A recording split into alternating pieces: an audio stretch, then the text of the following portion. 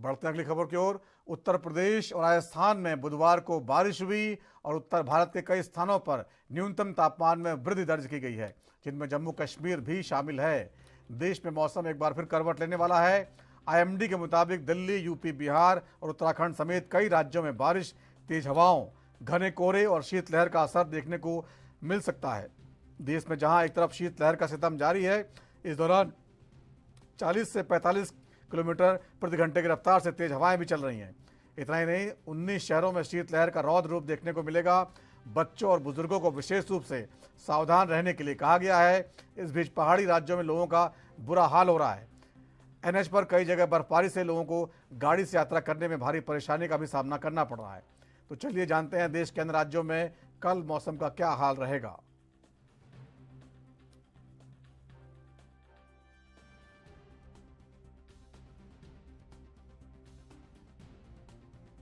शीतलहर चल रही है, बर्फबारी हुई है और अभी ठंड जो है कुछ दिन और रहेगी। इस तरह इसका असर देखने को मिल रहा है। इस बारे में और जानकारी के लिए अमित चौधरी हमारे साथ जुड़े हैं उत्तराखंड से। अमित, पहाड़ों में बर्फबारी हुई है, उसका असर काफी अभी भी देखा जा रहा है, कई जगह बारिश भी हुई है। बिल्कुल, देखिए बात की जाए तो उत्तराखंड में लगातार जो मौसम है वो लगातार बदलता जा रहा है और इस बदलते मौसम में जो पहाड़ी इलाके हैं उत्तराखंड के, वहां पर लगातार बर्फबारी हो रही है और बारिश का दौर लगातार जारी है, जिसके चलते अब लोगों में दिक्कतों का सामना यहाँ पर उनका देखा जा रहा है। लगातार जो पहाड़ी इलाके हैं वहाँ पर बर्फबारी के चलते और बारिश के चलते जो मौसम है अब बेहद सर्द हो चुका है और तमाम तरीके से मौसम विभाग की तरफ से चेतावनी दी गई 38 अगले 48 घंटे उत्तराखंड के मौसम के लिहाज से बेहद ही अहम होने जा रहे हैं। बात की जाए तो जो पहाड़ी इलाके हैं, जिसमें चमोली जिले की बात की जाए, उत्तरकाशी जिले की बात की जाए, नैनीताल जिले की बात की जाए और केदार घाटी वाला क्षेत्र पूरी तरीके से बर्फ से ढक चुका है और लगातार बर्फबारी के चलते जो दिक्कतें हैं वहाँ के राहगीरों को और जो स्थानीय लोगों को वो लगातार बढ़ रही है। हालांकि सरकार की तरफ से कोशिश की जा रही है कि इस बर्फ के मौसम में और बर्फबारी के दौर में लोगों को दिक्कतें ना हो और जो पर्यटक आ रहे हैं खासकर बर्फबारी का लुत्फ लेने के लिए उनको लगातार हिदायत दी जा रही है और कहा जा रहा है कि अत्यधिक बर्फ में ना चले और उसको लेकर तमाम तरह की तैयारी यहाँ पर की जा रही है।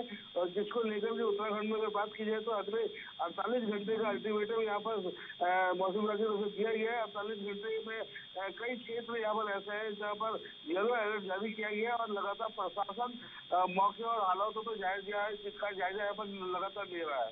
जी, लेकिन अमित, जब ऐसा मौसम होता है तो पर्यटक जो है खींचे चले आते हैं बर्फ देखने के लिए, बर्फ से खेलने के लिए। तो ऐसा कैसा माहौल इस समय, सैलानी कितने पहुंचे हुए हैं?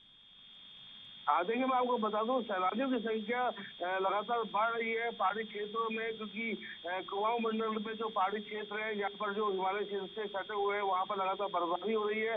गढ़वाल मंडल के भी वो क्षेत्र जहाँ पर लगातार बर्फबारी हो रही है, तो उसको लेकर के पर्यटकों की जो संख्या वो लगातार बढ़ते जा रही है और पर्यटक इस मौसम का मजा लेना चाहता है। शायद यही वजह है कि लगातार यहाँ पर्यटक पहुंच रहे हैं और उसी के तहत सरकार यहाँ पर तैयारी करते रह जा रही है। आईटीबीपी की तमाम जो टुकड़ी है तो वो लगातार उस जगह पर तैनात कर दी गई है सरकार की तरफ से, जहाँ पर जो रोड पर जो आवागमन है वहाँ पर रोडों को ठीक किया जा सके। और क्योंकि अब बर्फबारी के दौर के बाद जो अगला पड़ाव होगा उसमें बर्फ जब पिघलने की तरफ जाती है तो उसमें जो फिसलन ज्यादा बढ़ जाती है। तो पहला लक्ष्य सरकार का यही है कि उन रोडों को जल्द से जल्द सही किया जाए जो बर्फ से ढकी हुई है, ताकि लोगों को आवागमन में दिक्कत ना हो। और वही बात की जाए तो अब एहतियातन के तौर पर मौसम विभाग भी लगातार चेतावनी दे रहा है, हिदायत दे रहा है लोगों को कि बर्फबारी जब के दौर में जब ये बर्फ पिघलती है तो उस वक्त सर्द मौसम हो जाता है, तो पूरी एहतियात के तौर पे यहाँ पर पहुंचा जाए। सैलानियों में हालांकि खुशी की लहर है, बर्फबारी का मजा सैलानी ले रहे हैं, लेकिन सैलानियों को ये हिदायत दी गई है कि मजा लिया जाए मौसम का, उसमें कोई दिक्कत ना हो, उसको लेकर के लगातार एहतियात यहाँ पर बरती जाए और अत्यधिक बर्फ जहाँ पर पड़ रही है, जहाँ पर रास्ते नहीं है, वहाँ पर ना जाया जाए। बिल्कुल, तो सैलानी पहुंच रहे हैं, एहतियात बरतना जरूरी है। राज्य सरकार लगातार जो है ये संदेश दे रही है। बहुत बहुत धन्यवाद अमित आपकी इस जानकारी के लिए। तो तेज हवाएं और मौसम का असर अभी भी देखा जा रहा है।